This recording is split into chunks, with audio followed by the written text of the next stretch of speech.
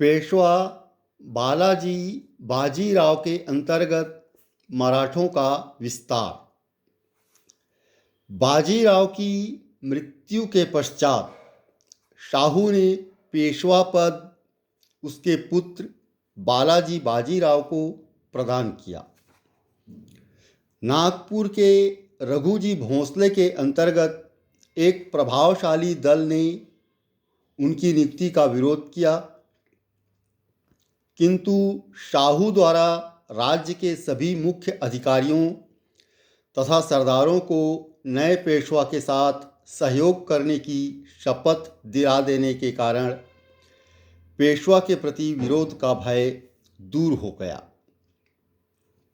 शाहू ने नए पेशवा को राज्य की भावी नीति के संबंध में कुछ निर्देश भी दिए थे।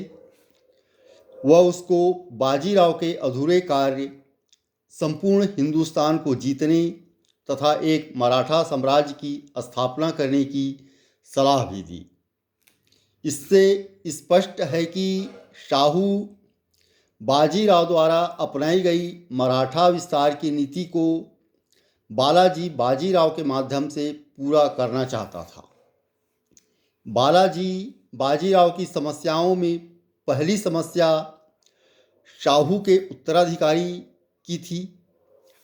शाहू निसंतान था।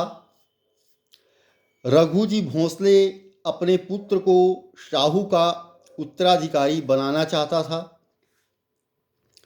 बालाजी बाजीराव ने चिमनाजी अप्पा की सहमति से संभाजी के साथ समझौता करना उपयुक्त समझा, जिसके अनुसार शाहू की मृत्यु के पश्चात गद्दी पर संभाजी का अधिकार होने की व्यवस्था की गई थी।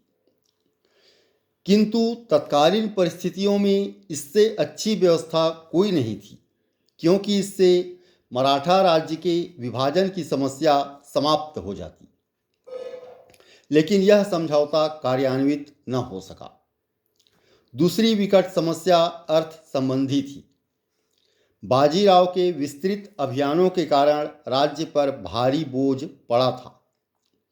बालाजी बाजीराव अपने दीवान महादेवजी पुरंदर की सहायता से ही अपने पिता के ऋणदाता बाबूजी नायक सर्राफ के तकाजे से मुक्ति पा सका। महादेव जी ने शीघ्र ही आरकोट के राजस्व से ऋण की अदायगी की व्यवस्था की।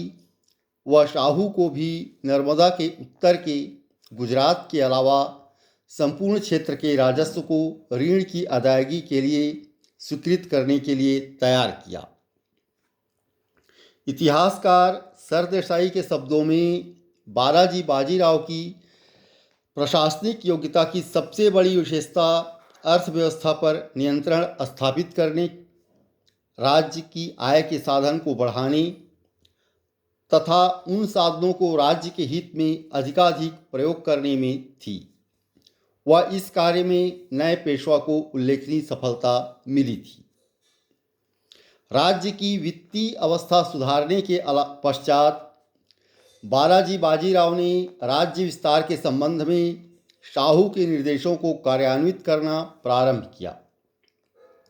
यह तय हुआ कि निजाम को पादशाह से दुराहा सराय की संधि तथा मालवा व बुंदेलखंड के अनुदान के बारे में फरमान लेने के लिए बाध्य किया जाए। ऐसा न होने पर सवाई जय सिंह की मदद ली जाए। साथ ही बाजीराव की राज्य विस्तार की नीति को जोर शोर से लागू किया जाए। मालवा, बुंदेलखंड तथा बंगाल। पेशवा मालवा के बारे में संधि का पालन करवाने के लिए व्यग्र था। निज़ाम उल मुल्क द्वारा दुराहा सराय की संधि के अनुपालन के सिलसिले में कोई संतोषजनक उत्तर न पाकर बालाजी बाजीराव ने उत्तर की ओर कूच किया। मई 1741 में आगरा व धौलपुर के बीच सवाई जय सिंह ने इस बारे में विचार विमर्श किया। सवाई जय सिंह ने 6 माह के अंदर मालवा के बारे में तथा चंबल के उत्तरवर्ती क्षेत्रों से चौथ के अतिरिक्त अन्य वसूलियों के बारे में बादशाह से फरमान प्राप्त करने का वादा किया। बालाजी बाजीराव बुंदेलखंड की भौगोलिक व सैन्य स्थिति के कारण उस पर अधिकार करने का इच्छुक था, क्योंकि इसके द्वारा दोआब में क्षेत्र विस्तार का मार्ग खुल जाता। इसलिए दिसंबर 1741 में उत्तर में दूसरे अभियान किए गए तथा बुंदेलखंड पर अपना अधिकार कर लिया। बालाजी बाजीराव ने ओरछा में लगभग 7 साल सैन्य शिविर में ही बिताकर अपने अधिकार को सुदृढ़ किया। इस प्रकार बालाजी बाजीराव जो प्रमुख समस्या थी, उत्तराधिकार की समस्या, शाहू के उत्तराधिकार की समस्या, साम्राज्य में अर्थ संबंधी समस्या और प्रशासनिक कुशलता, इन सभी दायित्वों का सफलतापूर्वक निर्वहन तो किया ही, साथ ही मालवा, बुंदेलखंड तथा बंगाल में भी सैन्य अभियान किए और ये सफलतापूर्वक सैन्य अभियान थे। उनके मराठा क्षत्रपों के सहयोग से किए गए, उनके नेतृत्व में किए गए और ये सफलतापूर्वक थे और मराठा विस्तार को इससे गति मिली। मालवा और बुंदेलखंड में पहले से ही मराठा साम्राज्य कायम था, स्थापित था, वहाँ और अधिक सुदृढ़ता मिली और साथ ही नए क्षेत्र बंगाल में भी मराठों को पांव जमाने का अवसर मिला। ये बाजीराव के बाद बालाजी बाजीराव की एक अन्य रणनीतिक सफलता थी। मालवा, बुंदेलखंड तथा बंगाल में मराठों का पांव सुदृढ़तापूर्वक जमाना।